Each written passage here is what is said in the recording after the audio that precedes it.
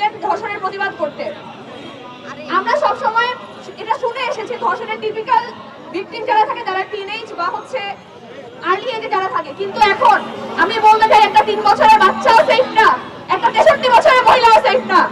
আমি যেমন সেফ না, আমার একটা ছোট কাজিন যে কিনা এখন হয়তো হাঁটতে পারে না সেও সেফ না, ইনফ্যাক্ট আমার মা আমার দাদি কেউ সেফ না। আজকে ফরেনসিক ল্যাব আমরা জানি যে রেপ ভিকটিমদের ক্ষেত্রে 92% আলামত 2 থেকে 3 বছর পর্যন্ত বডিতে থেকে যায়, কিন্তু এই 92% আলামত আমরা রিকভার করতে পারি না।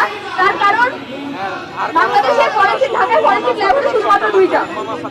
এই 2টা ল্যাবের মাধ্যমে কিভাবে এত হাজার হাজার ভিকটিমের ফরেনসিক এভিডেন্স হচ্ছে কালেক্ট করা যায়।